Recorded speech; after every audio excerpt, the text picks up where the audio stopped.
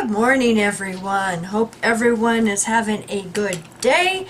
I was going to take today off, but my inbox is blowing up. So thank you so much, everybody, for sending links and information and all kinds of stuff. I appreciate it.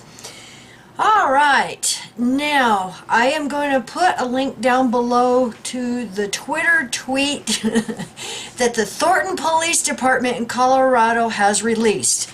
And they have released their final statement on the homicide investigation on Christmas Day. They have released the names of the perpetrator and his wife, and what they have uncovered in their investigation. Now, I know there's a lot of rumors and theories and stuff going on. We have heard just about everything. And I'm not going to get into all of that because I want to stick with just what is made public. I know many think that Watchtower knew this was going to happen, and I don't think, in my humble opinion, they did, because this had been in the works for a while, and we know that Watchtower has gotten many threats and many cart crashes and many Kingdom Hall crashes, and they've actually been saying this for years. They talk about, they've had elders' letters talking about disruptors and any threats or anything like this. And these PID meetings actually are done quarterly. And if you go to that archive website that I had the link down below to our previous video, this was the December PID meeting. They had one back in September. So, you know, these meetings are done and they're basically the same. So, like I said, I know there's a lot of theories and a lot of guesses. I'm just not going to get into that. Okay, so you can see this is from the Thornton Police, and this is their news release, and it's dated December 28th, which was yesterday. News release. Homicide investigation, Kingdom Hall, 951 Milky Way. This release is to summarize what is known to Thornton PD at this time regarding the investigation into the Christmas Day incident at Kingdom Hall 951 Milky Way. Thornton investigators believe that Enoch Apodaca and his wife Melissa Apodaca acted alone throughout the incidents and events described below. On December 25th, 2022, at about 8:45 a.m., Enoch entered his place of business located in the 5600 block of Logan Street with what appeared to be a bucket. Shortly after Enoch exited the building and got back into his vehicle, a large explosion was observed. The business was closed at the time and no one was injured. Fire personnel responded along with the Adams County Sheriff's Office. However, at that time, no suspects had been identified.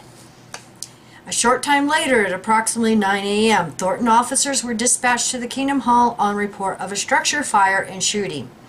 Ultimately, the investigation revealed that Enoch had been seen directing Melissa to back a black Dodge truck up to the building just below a window. Enoch then broke the window with a hammer and placed what was later discovered to be 3 explosive devices into the Kingdom Hall building.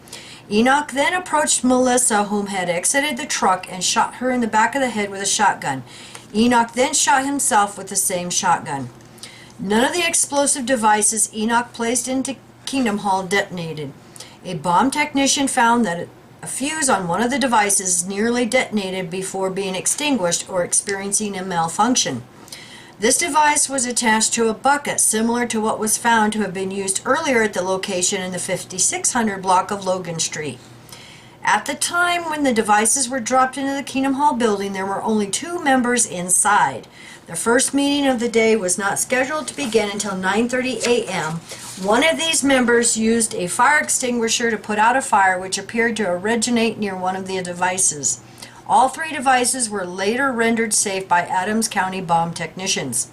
Aside from Enoch and Melissa, no one else was injured. A search warrant was later executed at Enoch and Melissa's residence in Westminster in the 8600 block of Zuni Street, where the couple lived alone. No additional devices were found, however, numerous items consistent with the manufacturing of explosives similar to those found in Kingdom Hall were located. It also appeared that personal belongings had been set out and clearly marked to be distributed to specific family members. The investigation also revealed that Enoch and Melissa had been previous members of Kingdom Hall but were no longer welcomed. The night before the incident, Enoch reached out to a member expressing an interest in returning to the Kingdom Hall congregation. Enoch was directed to speak with Kingdom Hall elders. Both the incident in unincorporated Adams County and the incident at the Kingdom Hall appear to be as a result of personal issues Enoch had with his employer and the couple's own issues with Kingdom Hall. And that is the Thornton Police final release, news release. And like I said, I will put the link below to their tweet with these documents down below. And it is a public tweet, so everybody should be able to grab them. And I want to thank the viewer that sent me this from CPR News. And this is from yesterday. And I'll put the link down below to this article. And, you know, without getting into bashing the media, but you know, there's some things that just, makes you wonder. Just got a question. Just have questions. Man suspected in Jehovah's Witness murder-suicide had previously threatened to kill wife and others, a former employer says. Because remember, the release mentioned that he had some issues in the employer. Alright, they've got a picture of the Kingdom Hall in Thornton, and it was updated December 28th. Local authorities on Tuesday identified Enoch Noah Apodaca and Melissa Martinez. Now it's interesting the police used her married name, but the news report here doesn't. As the deceased in the murder-suicide and apparent attempted arson at a Jehovah's Witness Kingdom Hall and another attack at a local union on Sunday in Thornton. At around 8:45 a.m. Sunday, police said Apodaca entered the International Brotherhood of Electrical Workers Local Union number 68 with what appeared to be a bucket. He left after only a brief visit, and a large explosion was heard shortly thereafter. According to a statement from Thornton Police, firefighters and the Adams County Sheriff both responded to the scene but could not find a suspect. No injuries were reported. So instead of employer, they're saying that this was the local union. Don't know. Then at around 9 a.m., Thornton police responded to a structure fire at Kingdom Hall where they found that Apodaca had fatally shot Martinez before killing himself, they said. An investigation later revealed that Apodaca had directed Martinez to drive a black pickup to a window of the worship hall. Apodaca then broke the window and threw 3 explosives, one similar to the bucket-like explosive used at the local 68 building. After dropping the devices, both Apodaca and Martinez got out of the car. Police say it was at this point that Apodaca shot and killed Martinez and himself. None of the devices at the Kingdom Hall detonated, according to Thornton Police. However, one device seems to have started a fire that was extinguished by one of 2 people in the building at the time. The first meeting of the day was not scheduled until 9:30 a.m. Authorities later found all 3 incendiary devices and they were rendered safe and collected. According to Thornton Police, authorities served a search warrant at Apodaca and Martinez's house in Westminster. There they say they found bomb-making materials as well as personal items labeled and organized for distribution to family members. So this was planned ahead. Thornton Police said the attacks appeared to be as a result of personal issues Apodaca had with his employer and the couple's own issues with Kingdom Hall. Both Apodaca and Martinez had been members of the Jehovah's Witness congregation but were no longer welcome, according to police. Officials say Apodaca had expressed interest to a member of the congregation to return to the congregation the night before the attack. Then there's a subheading, there may have been earlier warning signs of violence. Court records show Apodaca was fired from his employment with Sturgeon Electric Company in June of 2021. Later, he reportedly told a union representative that he would shoot his wife and the rep before coming after the people responsible at Sturgeon. The conversation with the union representative was recounted in court filings made by a representative of Sturgeon, who asked a court for a protection order against Apodaca in December of 2021. So we see there was earlier warning signs according to this article. Digital court records did not make clear whether the protection order was granted. Additionally, there is no record of anyone attempting to follow an extreme risk protection order against Apodaca.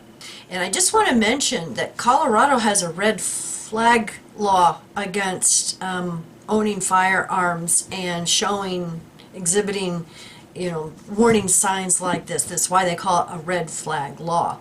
So there again, that law failed.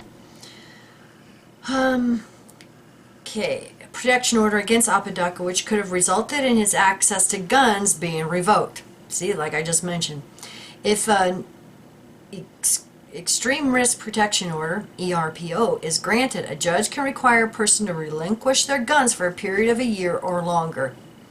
During that time, they also banned from buying any new firearms. ERPO petitions can only be filed by law enforcement or by household and family members. It's unclear if law enforcement were aware of the 2021 incident. Representatives for the Thornton Police Department and Adams County Sheriff's Office didn't immediately respond to requests for comment.